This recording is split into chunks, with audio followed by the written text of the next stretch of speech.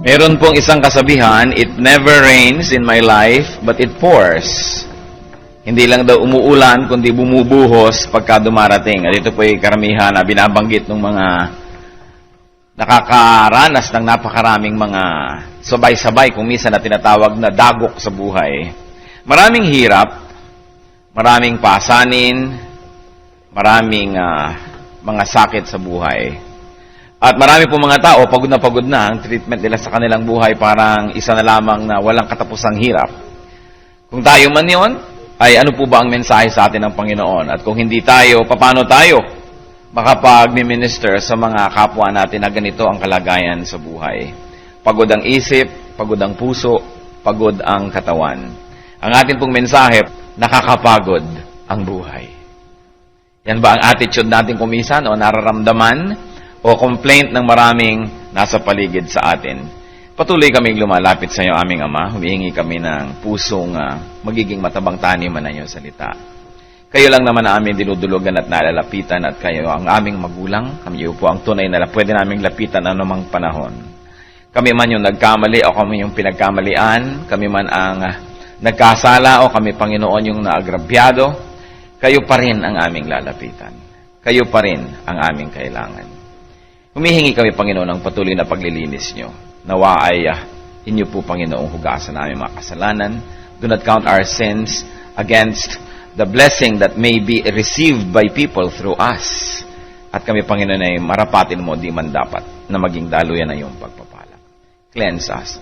Kami, Panginoon, ay nagtukubli sa iyong likuran. Kayo po ang makita, kayo ang marinig. Ang kabutihan niyo po ang siyang mahayag sa aming lahat. Maging tagapagsalita namin kayo, Panginoon, hindi po ang aming kapwa lamang. At nawa ang bawat maririnig namin magmula sa inyo. Panginoon, use your servant only as your footstool. Lift up only yourself, and let the message come only from you. We reject and rebuke all presence of evil in Jesus' mighty name. And we dedicate ourselves to listening to your words, to pondering your wisdom, Lord. And may your wisdom flow in us and through us. Lift us up, set us free. In the name of Jesus Christ, we pray. Ito po ang ating mga reklamo sa buhay. Kuminsan, nakakapagod ng mabuhay. Marami kang mariringgang ganyan, lalo yung sunod-sunod ang mga problema. Ano po ba ang ating pag-uusapan ngayon? 5 complaints of man and 5 answers of God. Yan po ang ating mahalagang tingnan ngayon. 5 reklamo, bagamat marami yan, pero 5 lang ang pag-uusapan natin ngayon. People say, I'm too tired. Pagod na ako. I'm too tired of work, of burdens. I'm too tired of heartaches and difficulties, of pain and sorrow, of frustrations and rejection, of want or poverty. I'm too tired of sickness. Pagod na akong mahirapan, lagi na lang kapusin, etc., etc. But you know what God or what the Bible says? Ang sagot niya sa I am too tired, I will give you rest. Pangako naman yan ng Panginoon Matthew 11:28-30. Come to me, all you who are weary and burdened, and I will give you rest. Take my yoke upon you and learn from me, for I am gentle and humble in heart, and you will find rest for your souls. For my yoke is easy, and my burden is light. Yan ang pangako ng Panginoon. Lumapit kayo sa akin, kayo mga napapagod, kayo mga nabibigat ang lubha, at kayo aking pagpapahingahin. At sabi niya, isuot niyo ang aking pamatok. Alam niyo po yung pamatok na isinusuot sa batok ng mga kabayo, ng mga baka, ng mga kalabaw, para hilahin nila yung kung anumang dapat nilang hilahin. At sa Israel, uso po yung pamatok na doble, kaya kumisan doble, 2 baka yung magkasabay na naghihila ng araro, 2 baka yung mayroong ginagawa. Kaya siya yung isa, at sabi niya, isuot niyo ang aking pamatok sa inyong batok. In other words, ako ang inyong magiging kapartner. Napapagod kayo kasi sinosolo niyo. Napapagod kayo kasi sinasarili niyo ang inyong mga problema, ang inyong mga kabigatan. Sabi niya, narito ako. Bakit ako narito pa? Ako ang inyong kapartner sa buhay. Napapagod kayo kasi nakikipartner kayo sa tao lang eh. Makikipag-business partner kayo sa mga nagwa 1, 2, 3. Makikipag-ibigan kayo sa hindi naman kayo iniibig. Makikipag-mabutihan kayo sa hindi naman mabuti sa inyo. Umaasa kayo sa hindi nyo naman maaasahan. Ipinapako nyo ang tuon nyo sa hindi naman pwedeng pagpakuan dahil lagi silang wala. Sabi niya, take my yoke upon you. Learn from me. Sabi niya ganon. I am humble. I am gentle. I am kind. And my yoke is easy. Bakit daw po madali ang gawain at ang pamasok ng Panginoon? Eh, kasi siya naman yung gumagawa. Siya naman ang may kaya. Hindi naman natin kaya. Kala niyo ba yung mga doktor natin sa kayo yung papagaling sa atin? Hindi ka instrument sila. Kala niyo ba yung mga tumutulong sa atin at bibigay sa atin kung isa ng pera na sila talaga pinagkukulan? Wala naman sila. Kung pinanganak sa namin, dalawa silang ganun. Wala rin. Ang Panginoon din galing. Dumadaan din sa kanila lang. Minsan bumibigat ang mga sulirahan natin sa buhay kasi nalilimutan natin na meron tayo dapat magawa. And remember, rest is not absence of work or absence of burden, but the presence of the Lord, our helper. Sabi niya, take my yoke upon you. Hindi niya sinabi, wala ka nang dadalhin. Bahala ka na sa buhay mo, wala ka nang dala. Sabi, hindi. Pero, tutulungan kita. Halika tayo ang magkatulong dyan. At ayon po sa mga pag-aaral ng sa kulturang Pilipino, ang isa sa mga pinakamatayong na layunin ng maraming kababayan natin ay kaginhawa.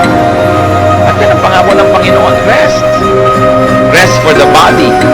Gusto nga niya, pati katawan natin nagpapahinga, kaya inuutusan yung mga amo, yung mga may kapangyarihan na dapat merong rest day, merong sabak ang inyong mga workers. Rest for the soul, rest for the spirit. Kung paano po, inis na ako, galit na ako sa mga may atraso sa akin. Alam niyo po, ang ituturo ng Panginoon ang paraan na magpapahinga dyan, patawad. Patawad ka na lang, pinapahinga ka. Kasi kaya hindi ka pa napapahinga, hindi ka pa nagpapatawad. Kasi po yung pagpapatawad, one way. Hindi nyo kailangan ng consent nila, hindi nyo kailangan ng pagbayad nila o cooperation nila. It's all in your heart. So if you give it, tapos na. Napahinga na kayo. Kaya yung mga pagisan, may sama pa tayo ng loob, galit pa tayo sa ating kapwa. Kasi, ang totoo nun, hindi pa lang kasi tayo nagpapatawad. So hindi sila sisisihin natin. At talaga ilalagay nyo sa kapwa ang inyong ikabubuti. Eh sa dami ng masama sa mundo, kung hindi kayo marunong magpatawad, lugi kayo, lagi kayong nagalit. Kaya dala-dala nyo sa inyong kamay ang susi ng inyong kapayapaan. Magpatawad. Hindi nyo kailangan ng cooperation ng mga masasama sa paligid, yung mga nagkakamali. On your own, you can do it by yourself. Sabi nyo, mahirap magpatawad. Totoo, pero mas mahirap din naman hindi magpatawad eh. Mahirap nilang pareho. Patawad ka na, napahinga ka na. In forgetting, we have to learn to forget. Kaya sabi sa Bible, love keeps no record of wrongs. When we keep records of wrongs, we don't get rested. May mga halimbawa, sabi nyo, hindi, napatawad na kita, pero galit ka pa rin dito sa puso mo. Eh, hindi ka patatawad at papatawad. Baka it's a delusion. It is a lie. Rest. Kung pagod na kayo, God promises rest. Kaya kung minsan, kahit yung mga tao hyperactive, nagkakaroon tuloy ng sakit para mapahiga ang katawan o biglang magpahinga. Kasi talagang pahinga ang kailangan ng ating sistema. Katawan, puso, isip.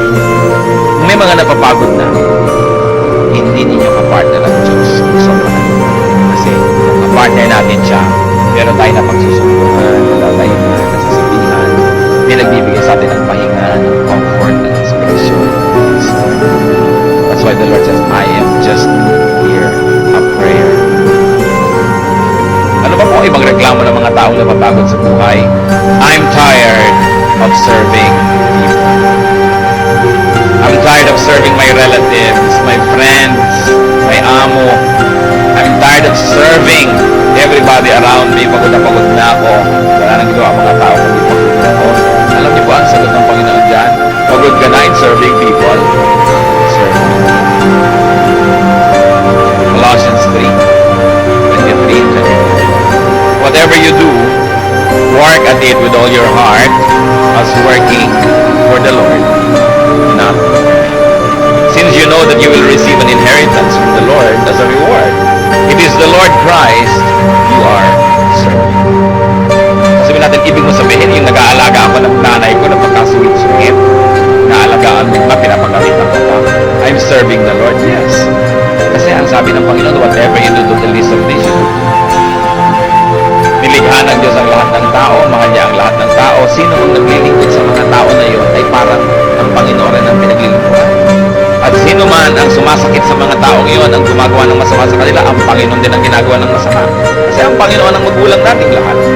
Di ba't pag may anak kayo, may gumawa ng mabuti sa kanila, parang kayo na rin ang gagawa ng mabuti. Pero tayo ang unang-unang nagdaramdam. So, ganoon ang Panginoon. At lalong-lalo na kung sa ministry. Magsaserve ka, inis ka namin sa Asheret, sa mga matitigas ang ulong mga members ng church na ayaw sumunod. Naiinis ka na choir director sa mga choir members kung hindi makarating sa ng oras. Nayayabot ka na sa sinaserve mo and everything. Sabi ni Lord, napapagod ka kasi you think that you are serving people eh.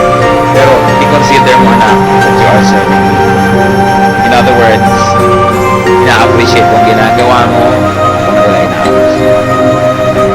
Ang dami pong tao pag kasi ang ating Diyos kapwa-tao.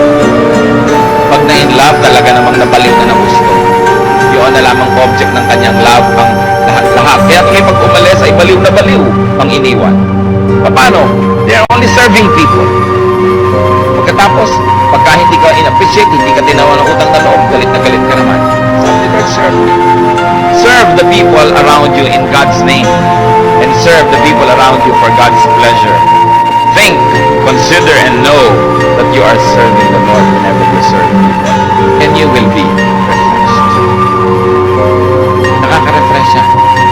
Huwag tayong gumawa ng mga Diyos-Diyosan out of people around us. Kailangan isa lang yung Diyos.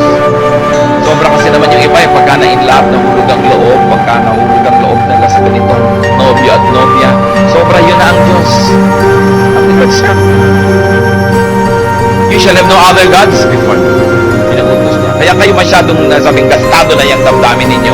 Kasi sobra nyo lang ibinibigay sa kapwa na pagtataksilang kayo, hindi kayo na-appreciate, kawawa tuloy kayo. Hindi ko ang Panginoon ba naman ang inuuna ninyo? Mga tao pangalawa lang, pangatlong play sa ating heart. Hindi umalis na dumating sila, steady lang yung buhay natin. Because our center remains. And it doesn't go away. Because our center is good. Pero naman maririnig mo, I'm tired of doing good. Pagod na rin ako sa paggawa ng mabuti. At ang sagot sa atin ng Panginoon sa Biblia, do not stop. Galatians 6:9. Let us not become weary in doing good, for at the proper time we will reap a harvest if we do not give up. Huwag kang mapagod sa paggawa ng mabuti. Pero nagtanim na po ako, wala pa rin akong inaani. Hinukay-hukay ko na, pinertilize ko na, dinidilig-dilig ko na, ayaw ko na, bubunutin ko na to. Ayaw pala bukas, mamubunga na, nainip ka naman. Sabi, do not become weary in doing good. At the proper time, you will reap a harvest if you do not give up. At nakakapagod gumawa talaga ng mabuti, pero nakakapagod din naman gumawa ng masama. So pareho din yan nakakapagod. Mapagod ka na sa paggawa ng mabuti, kakampi mo pa ang Diyos. And maybe what you should do, if this is your case, brother or sister, is brace yourself. Magpahinga ng konti. Space ng konti yung ginagawa. Do not give up doing it. At kahit kailan, huwag pagsisisihan ang paggawa. Huwag pagsisisihan na nasa panig ka. Sa pangreklamo ng marami sa atin, lugi ako sa pagiging mabuti sa parents ko. Ay ang dami ng reklamo. Ang nanay ko, hirap na hirap ako para akong kabayo katatrabaho. Tapos, utot ng utot sa akin, ibinibigay sa kapatid kong ate. Ibinibigay sa kapatid kong lasento. Nung araw, pare-pareho lang kami naghihirap sa buhay. Nag-working student pa ako para makatapos. Yung mga kapatid ko, ang aagang nag-asawa, humarurot ng pag-alembong. Pagkatapos ngayon, akong papaaral sa mga pamangkin ko. Ang daming ganyan. Di ba mga istorya ng Pinoy? Lugi na ako sa pagiging mabuti sa parents, sa kasusunod, sa katutulong, sa kabibigay. Alam niyo sabi ng Bible, tubo ka. Tubo ka, kapatid. Ephesians 6:2-3, honor your father and mother, which is the first commandment with a promise, that it may go well with you and that you may enjoy long life on the earth. Yan daw ang premyo ng Diyos sa mabubuting anak. So, hindi tayo magsisisi na mabuti ako, sunod-sunod ako sa magulang ko, pag umiyak na ng konti, laglag na ang 1,000 ko. Bawat patak ng luha, ang 3 personas ay lumalabas sa akin pitaka. Sabi, iyang marunong magparangal sa kanilang magulang. Ano man paraan ng pagpaparangal yon? Sabi, bibiyayaan kayo ng mahaba at masayang buhay. Hindi lang mahabang buhay na ang hirap naman, kundi saya. Kaya kasabihan yan ang mabubuting anak ay merong mga magagandang kinabukasan. Hindi naman yan pang-uto ng ating mga kasabihan. Ang Biblia mismo ang may sabi. Kaya hindi rin yan pagsisisihan. Isa pang nakakapagod, sasabihin ng iba, nakakapagod mabuhay. Nakakapagod ang buhay. Kaya meron nga na tumatalo na sa tulay. Diba? Nung nahulog sa ilog, hindi naman namatay sa lunod, namatay sa pollution. Namatay pa rin. May nakakapagod ng mabuhay, pero ang pangako pa rin, it's very related to what we've been saying all along, you will have rest. May kapahingahan. Hebrews 4:1 and 9, therefore, since the promise of entering His rest still stands, let us be careful that none of you be found to have fallen short of it. There remains then a Sabbath rest for the people of God. Mapagod ba tayo dito sa lupa? Gano'ng kahaba ba ang buhay? 70 years, 80, 90, 100 years? Pero yung eternity in the presence of the Lord is forever and ever and ever. Kaya sabi, napapagod man kayo dito, may inaasahan naman kayong kapahingahan. At hindi naman yun eh. Sabi, every week nga, binibigyan ko kayo ng Sabbath, one Sabbath every 6 days, broken by a 7th day of rest. Pagkatapos binibigyan ko pa kayo ng kapahingahan, which is psychological, which is emotional, which is spiritual. At kung hindi pa kayo kontento dyan, asahan ninyo yung pahinga na naghihintay sa mga anak ng Diyos. May rest here, merong rest there. Brothers and sisters, life is a gift to be enjoyed, not a curse to end. Life is a gift to be enjoyed, not work to do. And definitely, it is not a problem to solve. Regalo ng Diyos ang buhay. Kaya dapat nagpapasalamat tayo may buhay. Habang may buhay, may pag-asa ang tao. Hindi nyo alam ang maaaring mangyari. Huwag tatawaran ang magagawa ng Diyos.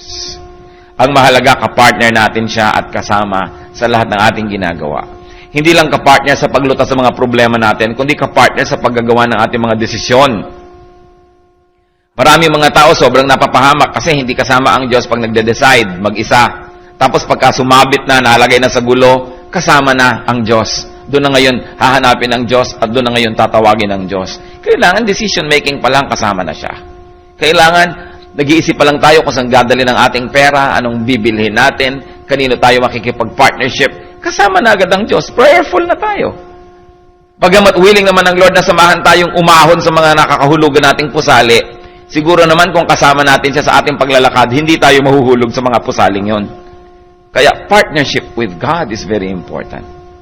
Many people are deceived into feeling and thinking that they are weak or alone or helpless or hopeless because they don't know God's words. Because they don't know God's answers to their questions and to their complaints. John 10:10, the Lord says, I have come that they may have life and have it to the full.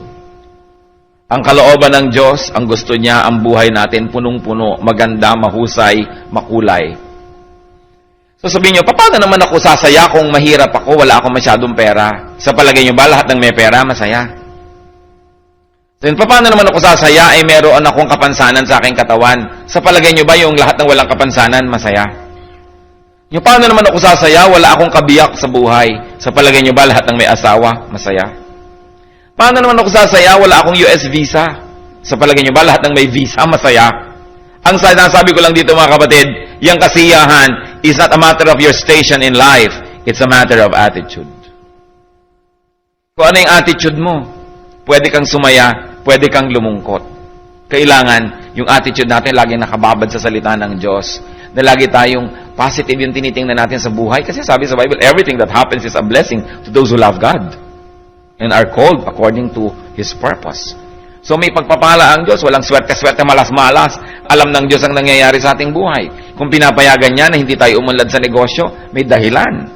Kung pinapayagan niyang umunlad tayo, may dahilan din. Pinapayagan niyang makamit natin ang gusto natin, may dahilan ng Diyos. At kung hindi siya nagbibigay ng hinihingi natin, may dahilan pa rin siya. At lahat ng dahilan niya ay tama. Kaya dapat nakikita natin yon. Ano ang tama sa pagkakaroon ko ng sakit? Anong tama sa pagbagsak ko sa board exam? Ano ang tama sa pagkakasunog ng aming bahay? Itanong niyo sa Diyos sapagkat siya may sagot. Pero hindi pwedeng magkamali ang Diyos. At ang taong hindi sumasang-ayon sa kalooban ng Diyos, yun ang mga taong malulungkot. Pero yung taong mga sang-ayon, sa tingin ng lahat, parang kawawa naman to, kung ano nangyari, sasabihin pa rin niya, praise God, hallelujah, God is in control, God is my maker, God is my partner. Naratay na sa balig ng karamdaman, sasabihin pa niya, purihin ang Diyos dahil kung hindi pa ako naratay dito, hindi ako matututong magdasal lang mahaba. Purihin ang Diyos kung hindi pa ako nalugi, hindi ako naging mapapalapit sa Diyos, kung hindi pa ako iniwan ng nobyo ko, hindi ako matututong mag-Bible study. Abay, maraming dapat purihin sa Diyos. Pero yung mga tao reklamo ng reklamo, kahit marami ng blessings ang dumarating, hindi pa rin nila nakikita kasi binubulag sila ng mga reklamo. It's a matter of attitude. Mga kapatid, kung malungkot kayo sa buhay, 95% ng dahilan, maaaring kayo rin. Pananaw natin sa buhay. Matthew 22 verse 29, Jesus replied, "You are in error because you do not know the scriptures or the power of God." Maraming pagkakamali tayo sapagkat di natin kilala ang Diyos, di natin alam ang Kanyang salita, at hindi natin ipinapamuhay ang Kanyang katuruan. Ano ang solusyon kung nabibigatan sa buhay? Knowledge of Scripture, knowledge of God, because it will set us free from all the lies that Satan likes us to believe in. Satan is a liar and he is the father of lies. At ang isa sa mga kasinungalingan na yan, ang buhay ay nakakapagod, dapat wakasan, dapat takasan. Kaya anong ginagawa ng iba? Iinom ng isang katerbang sleeping pills. Meron lang tamang oras ng tulog at may tamang oras na gising tayo para ma-appreciate natin ang araw, ang buwan, ang buhay, tapos tutulugin mo lang. Lalasingin mo ang iyong utak para hindi mo malaman ang nangyayari sa planeta. Babangagin mo ang iyong utak, magda-drugs ka para 3 araw kang gising, tapos biglang 3 araw kang tulog. Hindi tayo kasabay sa rhythm ng mundo na nilikha ng Panginoon. Marami, hindi nila na-appreciate ang pang-araw-araw na buhay na ibinibigay ng Panginoon kasi tinatakasan. Umagang-umaga pa lang naglalasing na para malasing na ang utak. Tinatakasan ang mundo. Life is not a prison to escape from. It is a garden to enjoy. But you've got to open your eyes to the beauty of life. Kahit pa nga, marami tayong mga pangangailangan kung minsan hindi natutugon. At kung gano'n nga ang nangyayari, dapat pa rin tayo magtanong, bakit ang hirap-hirap ko? Gusto ba ako ng Diyos na maging mahirap? Ano ang mali sa ginagawa ko, sa pamantayan ko sa buhay, sa estilo ko sa buhay? Bakit puro na lang hirap? Kasi alangan namang nilikha ako ng Diyos para paghirapin. It is important to know God. At sa Isaiah 8:19, should not a people inquire of their God? Meron tayong tanong, lumapit sa Diyos. Meron tayong mga duda, sa Diyos tayo magtapat. Sa Diyos tayo lumapit. Sa Kanya tayo humingi ng mga kasagutan. May layunin, may misyon, may ganda ang buhay. Huwag nating payagan na yung kapangitan na ugali ng ating kapwa ay magtakip sa ating mata para mabulag tayo sa ganda ng buhay. When people live together, some will smile and some will frown. But you need not mind them. Travel on as best as you can. Take people as you find them. At huwag niyong gawin ang buhay niyo na reformatory institution ng planeta na lahat ng tao sa paligid gusto niyong baguhin. Ang una muna ay magpabago tayo sa Diyos, baguhin natin ating sarili sa tulong ng Diyos, at kung magkakaroon tayo ng positive influence sa ating kapwa, mabuti. Pero higit lalong sumasaya tayo kung ang pinag-aaralan natin is to accept people rather than to change them. Because to change people, you have to change what? How many billion people on the planet? How many people around us must you change? And then look around you, face the mirror and say, ang sarili ko ba, nabago ko na talaga? Kung hindi pa, paano nyo naman aambisyoning baguhin ang inyong kapaligiran at ang inyong kapwa? Kaya yung marunong tumanggap sa kapwa, yun ang sumasaya. Yung bang, talagang ganyan na nga yung nanay ko, kung magbabago, mabuti, kung hindi, andyan na yan, appreciate na lang kung ano yung mabuti. Ganyan na talaga yung asawa ko, ganyan na talaga yung kapitbahay ko, yung biyanan ko, sige, tanggapin na lang. Kasi kung lagi ka na lang magrereklamo tungkol sa hindi niya ikinasusunod sa kagustuhan mo, hindi ka mauubusan, kapatid, ng irereklamo sa buhay. Kaya yung marunong magpatawad at marunong tumanggap sa kapwa, yun ang mga taong gumagaan ang dibdib. Yun ang gumagaan ang buhay. Sapagkat kung susuriin, ang pinakamabibigat na dala ng tao ay yung unhappiness about other people around them.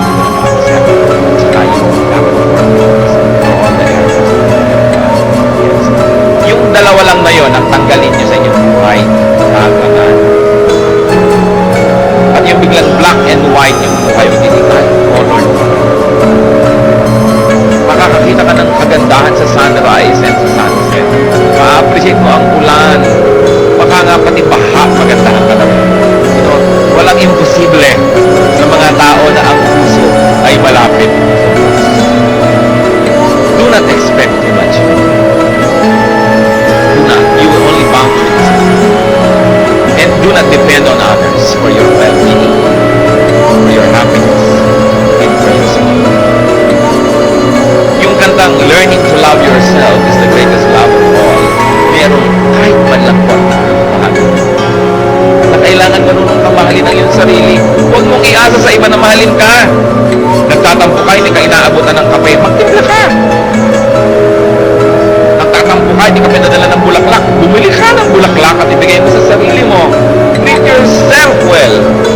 Kaya yung mga iba matatampuhin kasi inaasahan nila maaalala ng iba birthday nila, eh hindi nila naalala. Textan mo sarili mo, kaya dapat dalawa ang cellphone nyo.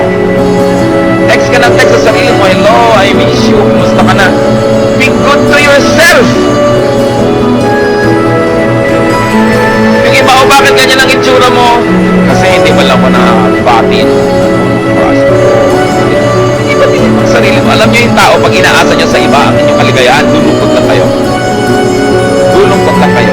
Kaya, mahalin ang sarili. Hindi yun masarili. Kasi pag hindi nyo minahal ang sarili nyo, paano kayo magmamahal ng iba? You cannot give what you do not have.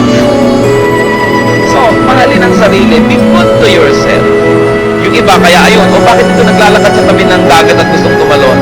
Kasi yung lifeline savings, ipinak mo na ito. Kaya bakit mo binigay? Diba? Konti-konti lang, huwag mong ibibigay ang lahat-lahat. Lalo boyfriend mo pala, ano ba? Kaya kawawa naman. Ito, nagpakahirap-hirap. Maraming mga magulang. O bakit bigong-bigo? 90 anyos, 85 anyos, puro kapaitan. Sabi ko, paano lahat-lahat ibinigay ko sa anak ko? Lahat-lahat, hindi ko kumain ng masarap. Kami mag-asawa, lahat ibinigay namin, pinag-aral namin sa mahal na school, pinakasal namin na maganda, tapos ayan ngayon, hindi pala kami maalala. Kaya ba't niya ibinigay lahat? Kasi mga magulang marunong bigay dapat mag-enjoy sa sarili, hindi yung makikita mo sa probinsya, walang kinakain, kundi mga talbos-talbos, pagdating ng anak, magka-semestral break, ipinito na lahat, ibinigay lahat, hindi masama. But you've got to learn to save for yourself. At lalo kayo, kung mga bago pa lang kayong parents, kung kayo ng mga insurance, mag-save kayo. Huwag niyong iasa ang pagtanda niyo sa inyong mga anak. Mabuti ng mabuti kung mabuti ang inyong anak. Pero kung minsan na 10 anak, wala lahat. Sa abutin lahat, wala ka rin kasama sa buhay. Minsan naman, ang bubuti ng anak mo, naman mga impacting ang iyong mga manugang. Paano na? Siyempre, mai-influence yan, honey. Hindi ka na naalala ng anak mo dahil kay honey. Kaya dapat, nagtitira sa sarili. Huwag niyong ibibigay lahat. Huwag niyong iaasa sa iba ang inyong kakanin o hihinga o hihigan. Dahil pag hindi kayo inalala, paano? Di kawawa kayo. Sabi ng kanta, learning to love yourself. Hindi siguro in terms of ito ang pinakadakila, kundi it is the priority muna. Unahin niyo yung sarili. Diba kahit sa aeroplano, sasakay kayo, sasabihin ng mga stewardess, in case na nawala ng oxygen, ang gagawin mo, may malalaglag daw ng mga oxygen mask, kabitan mo muna ang iyong sarili bago mo kabitan ang kasama. Kasi paano mo pakakabitan kung asul ka na? You've got to have life so that you can give life. Do not depend on others too much. Thoughtfulness, be thoughtful of yourself.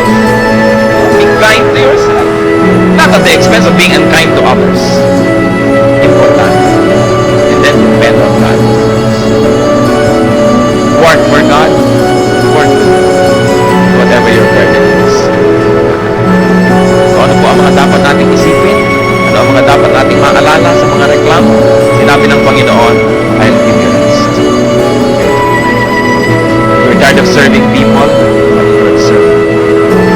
You're tired of doing good, sabi Lord, don't stop. Pahinga ka lang ng konti, gawin mo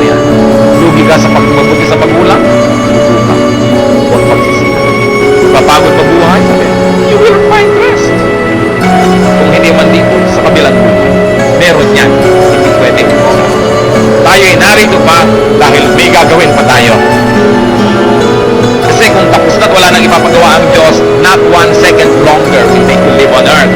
Habang narito pa tayo, may kahulugan pa, may buhay pa, may mission pa, at meron pang kaligayahan sa nag-iinit. Kasi ang Diyos, exact ang kanyang kaligayahan. Kung tapos ka na dito, ulit ka na. Narito pa tayo dahil gusto pa ng Diyos. Hindi tayo dapat mapagod mabuhay. Panginoon, salamat sa iyong kabutihan sa amin.